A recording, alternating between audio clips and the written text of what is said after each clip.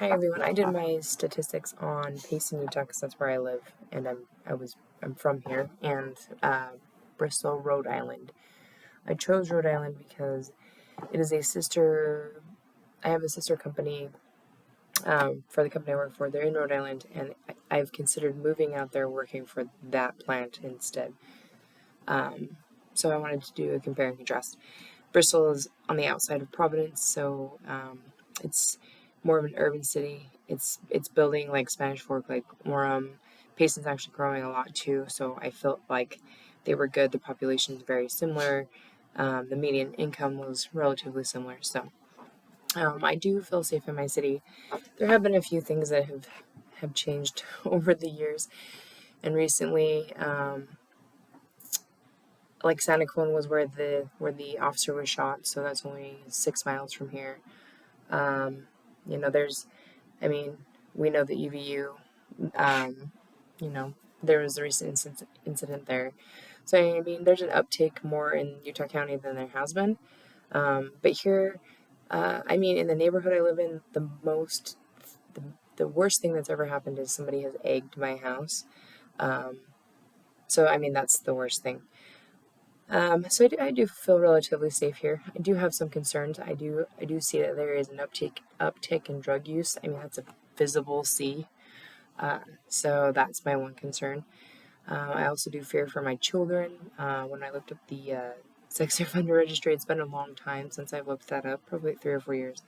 It's actually grown quite a bit, and I have 5 children, so that was a little bit concerning for me. However, things are different from when I grew up in the 80s and 90s. So I'm aware of stranger danger. And I mean, when I was a kid, it wasn't a big thing, but it is now.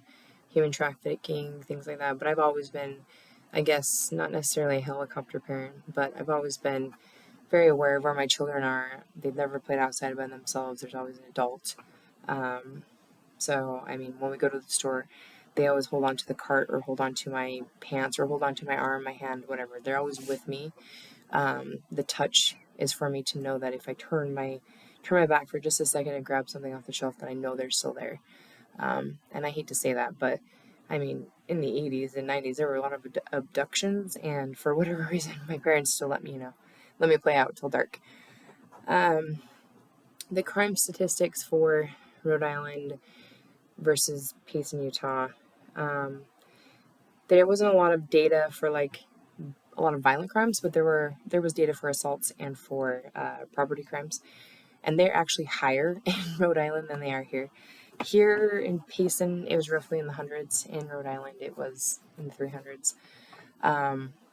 It was just interesting to see the difference, but I mean, I think comparatively, like, if you think of Bristol, it's more of like American Fork, Lehigh. I mean, population-wise, no, but like how everything was just compacted into that urban area.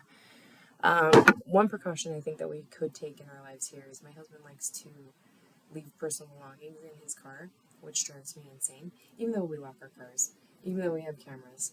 I mean, you see it on the news all the time, or you hear from neighbors that people have broken into their cars, they've hot-wired their stuff, and they're out of here. So it's just interesting to me that he still wants to go that route. But I mean, I'm a person that will lock my car everywhere I go to the gas station, anything like that. Even if I'm going to go in for just 30 seconds, then I'm still locking my car. It's not that I don't trust people. It's just that I am realistic. I am realistic, and I know that if I'm going to make myself vulnerable, then somebody's going to take advantage of that vulnerability.